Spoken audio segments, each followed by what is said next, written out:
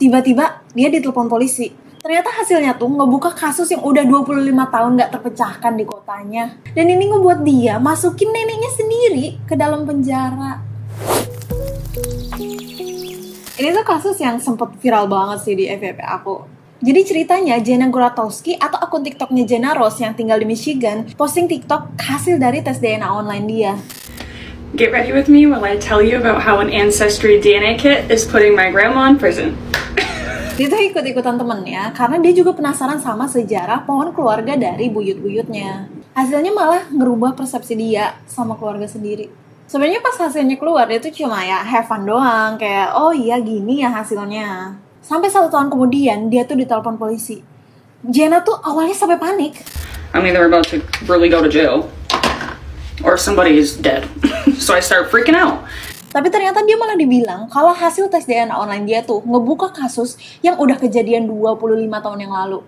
Karena hasil DNA dia tuh match sama korban di kasus ini. Setelahnya dia dibilang dia bakal ditelepon lagi untuk dapat informasi lebih lanjutnya. Jenna langsung nelpon mamahnya malam itu juga. Dan mamanya ngasih warning gitu, takutnya ini tuh kayak kasus penipuan gitu kan. So I get home from work and I'm telling my mom about this call. I was like, listen, like this is fucked up. Like listen to this. And she was like, I wouldn't like listen to that. She was like, Papa just got a phone call saying that Uncle Marcus is dead. And that they needed like his social security number or something like that to confirm. Tapi untuk overallnya, mamanya sih suportif banget. Nah pas dia ditelepon lagi, cewek yang nelpon dia tuh malah minta password dia. Jadi dia tuh malah curiga. Jadi langsung ditutup teleponnya sama dia. Seminggu kemudian, dia ditelepon mamahnya pas dia lagi ada di tempat kerja. Dia disuruh langsung pulang, gara-gara ada emergency. Polisi tuh udah nungguin di rumahnya buat ngambil sampel tes DNA-nya Jenna. Hasil DNA ini nunjukin kalau korban yang mereka temuin itu punya relasi langsung sama neneknya. Tapi ternyata Jenna aja nggak pernah ketemu langsung sama neneknya sendiri. So I've never met my grandmother. I didn't even know her name until I was like 14 or 15 years old. Dari video TikToknya sih kayaknya pernah ada isu keluarga gitu dari neneknya sama mamahnya. Nah, kasus apa sih sebenarnya yang terlibat sama neneknya Jenna? This case was very popular in the town that I grew up in.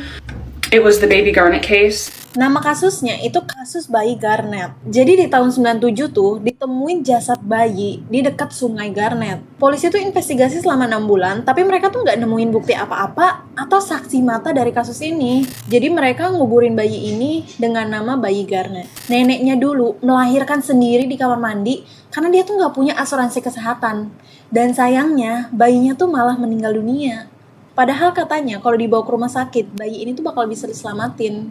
Dan ya karena teknologinya belum memadai, kasusnya tuh baru bisa diselesaikan baru-baru ini. Neneknya tuh divonis bersalah karena pembunuhan tidak disengaja dan karena dia tuh nggak ngelaporin ketika ada orang yang meninggal dunia. Neneknya tuh ngelak sebenarnya karena katanya bayinya tuh meninggal dunia karena gangguan pernapasan gitu. Dan zaman dulu beliau aja nggak punya telepon di rumahnya, jadi dia nggak bisa nelpon buat minta bantuan ke orang lain. Dan katanya ya kasus ini tuh bakalan diangkat gitu buat jadi dokumenter. Jadi ya kita tunggu aja kali ya. Sebenarnya banyak banget kasus kayak gini tuh. Salah satu contohnya kasus serial killer dari The Golden State Killer. Dia itu udah ngebunuh seenggaknya 25 korban dan memperkosa seenggaknya 50 wanita di tahun 70 sampai 80-an. Kasus ini tuh baru terpecahkan ketika polisi nge-upload data DNA pelaku ke website ini. Dan mereka nemu sepupu jauhnya dari si pelaku. Jadi contohnya ini tuh kakek buyutnya dari si pelaku sama si sepupunya ini. Kakeknya ini punya anak, punya cucu, punya cicit. Nah ini dia, ini nih si pelaku sama si sepupunya ini. Jadi mereka ini generasi kelima dari kakek yang sama. Kelihatannya tuh kayak jauh banget gitu ya. Tapi polisi tuh langsung nyaring satu persatu anggota keluarga mereka. Mereka ini ngebandingin lokasi tempat tinggal mereka sama lokasi korban dari The Golden State Killer.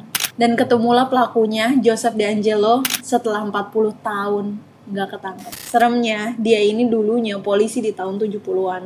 Dan BTW sebenarnya bukan cuma itu doang. Karena tes DNA online ini juga ngungkap kayak kasus perselingkuhan atau ternyata kayak kamu ini anak adopsi. Dan bahkan ini bakal ngungkapin juga kalau misalkan contohnya papa kalian punya anak sama cewek lain. Di comment sectionnya Jenna, orang tuh sampai share kalau misalkan mamanya tuh selingkuh sama omnya atau neneknya selingkuh sama saudaranya sendiri, saudara-saudaranya. Dan mungkin karena ini juga sebenarnya di Prancis itu tes DNA online itu ilegal. Kayak satu buat privasi, Tapi kedua, buat ngehindarin perpecahan keluarga juga kali ya. Semoga kalian suka sama kisah yang aku share, dan kalau kalian ada topik yang pengen aku bahas, boleh DM Instagram aku aja. Bye! Don't forget to subscribe!